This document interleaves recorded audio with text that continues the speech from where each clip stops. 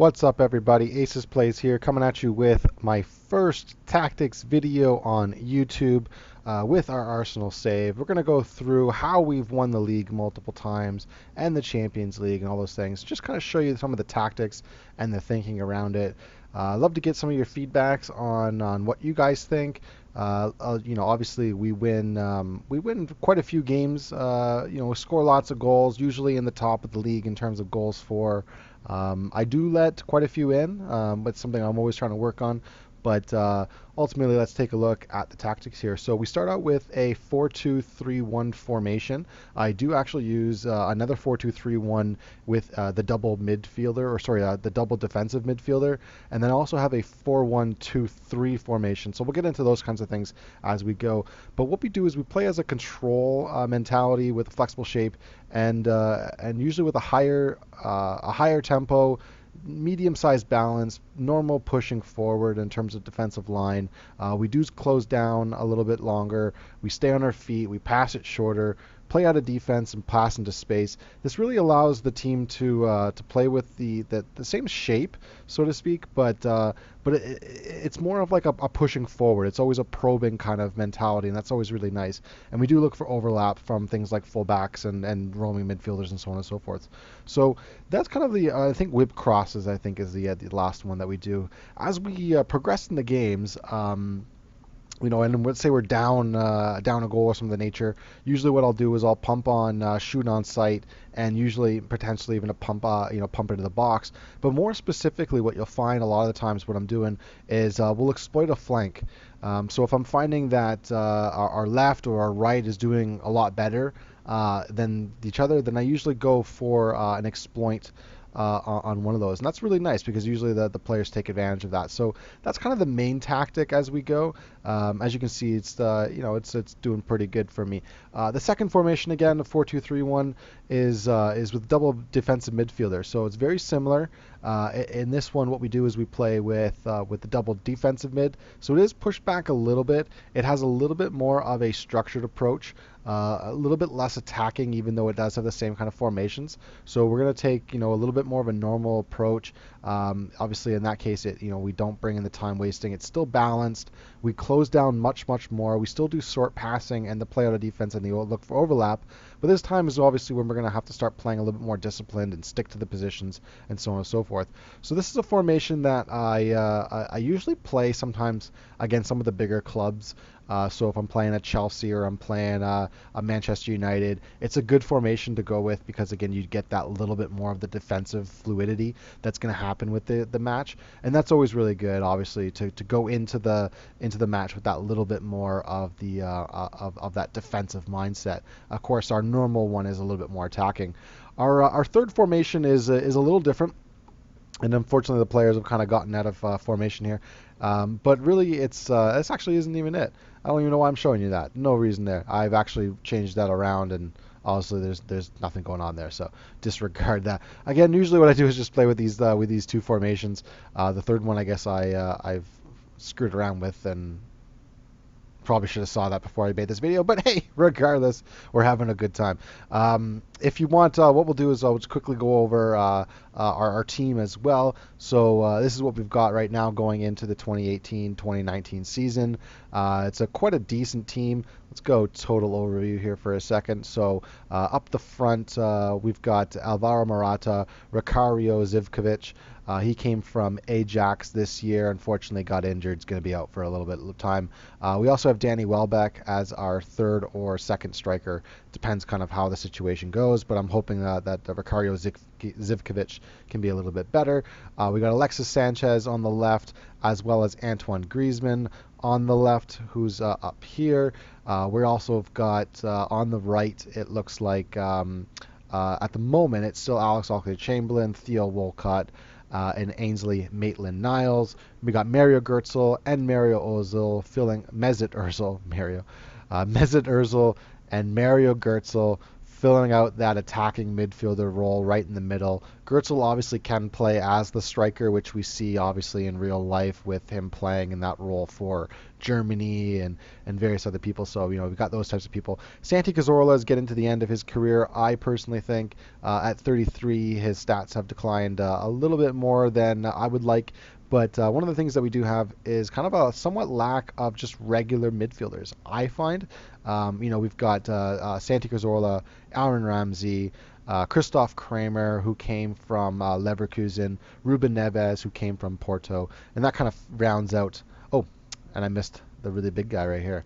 Gareth Bale playing on the right-hand side or left-hand side, depending on where I want to put him. Again, just coming off an injury. I can't believe I missed him. The man, the legend, Gareth Bale, who we signed for, I believe, 23 million? 23 million. That is a bargain. Crazy.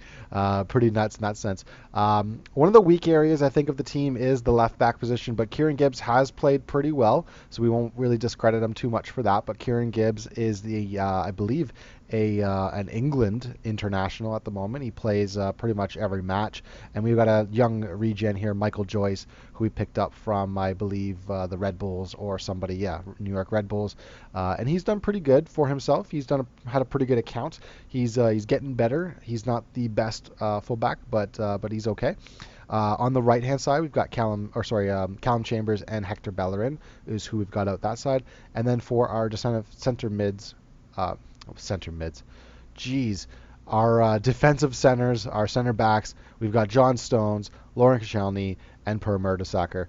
We did actually just go and get rid of Alvaro Balanta. Alvarez Balanta? Alvarez Balanta. I think we just got rid of Balanta. And so, we are probably in the need of another center back. But at the same time, I'm not sure I'm going to pick one up, only because I've had two really good center backs hanging in the under 21s at the moment. So we probably won't do that right away. We'll give a chance to a youngster if any of these gentlemen get injured. Obviously, Callum Chambers can play in that position as well, where he probably will get more games coming off and playing in the cups and so on and so forth than he will playing as backup to Hector Bellerin. But not really sure. We'll find that out as we kind of go. In goal, we've got Petr Cech, who is, again, getting to the end of his career, but is still quite good, has a couple years left on his contract. We're good with that. And we also have a young starlet, a rising star, the goalkeeper Bartholomew Drabkowski, who he's going to be really good. In fact, he already is really good. In fact, if we compare him, let's just compare him with Petr Cech. In terms of physical, obviously much better. A little bit, he's not too far off Petr Cech's stats right off the moment in terms of actual goalkeeping. Obviously, some mental components in that. But as we start September coming up here in just a couple days, actually, in the game, we'll actually be doing a little bit more of our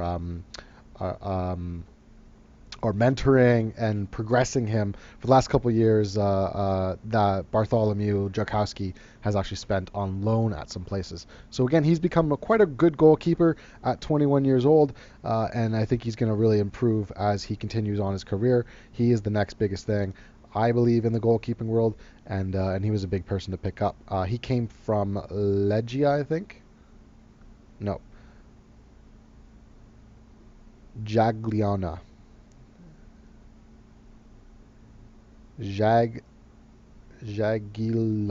Lonia. Yeah, I'm not sure. Anyways, it was a Polish team, so he was obviously a Pole. I'll just show you the under 21s here for a second. We've got it sorted again. We've still got Yao Virginia in there. Virginia, yeah. He's the Portuguese young goalkeeper that actually has just joined the Arsenal Academy this year, which is kind of nice. Thomas Newton is a regen for us. Jermaine Roberts a regen, not a bad right back. Ben Sheaf, who most people should probably know for playing in the academy at the moment. Same with Tafari Moore. We've got Julio Plazguelo, as well as Stephen O'Connor. Costin Venza, who is someone I've picked up over the course. Another regen, but again, a really good center back. This is one of the gentlemen I think that will probably replace him with. The other one would be Arkadiusz Stelmach. And he is another Polish youngster, not as good, but potentially could end up being a first team regular as well. So we'll find that out. And then just some other kind of people in here. People we really want to look out for in the team that's probably going to push into the first team. Andrew Ferguson, we've got a nice, really awesome regen at 17 years old. He is already 2 stars in ability. He's going to be an amazing rock star. Gareth Bale-esque. It's actually going to be really nice to actually have him being tutored by Gareth Bale if we don't send him out on loan. Again, I think he's still a little too young to send out on loan, but we'll find that out as we go. We do have Nikola Vlasic, who is a wonder kid in the game. He unfortunately has not progressed into being a wonder kid for me, but that's still okay. Obviously, Renee Adelaide, and then some other players as well. Pablo Just is another regen who is probably going to make it into the first team. Ashley Graham, another great regen who will probably make it into the first team at some point. And finally, Chris Godorex will probably make it into the first team at some point. I think I missed Johnny Suarez in that, but again, just a couple regens that are in there. We do have some players that are out on loan at the moment, as you can see, but we're still going to do a little bit more of that. In terms of the under 18s, there isn't too much going on. We hadn't had the most amazing in the last 2 years. I don't think there's been too many amazing players coming out of it. One of them was Samsuk Prajong, who is a Thailand. I think he came from one of our interactions with BEC. BEC being our affiliate in the game, so he came from that. And Gareth Howes, who is also quite a good striker. As you can see, Brandon Gordon, another good regen in the ball-winning midfielder role, the defensive midfielder, the midfield center, which is really nice. We do have another very good defensive left back, South African, I believe, and he's becoming a little bit better every day. So we're good to see some of these players kind of make it through. Obviously, we've got some really shitty players in here, and those are people probably we're going to have to start get rid of as the team kind of progresses and obviously drop them. But anyways, that's kind of a little bit about the teams. That's the tactics. What I'm going to do is I'll do another video on how I do the training for the youngsters, specifically the under 18s, the under 21s, and even I guess the main squad. But we're going to wait until the first of the month for that one. So stay tuned. Check that video out. Look forward to having you guys. Take care.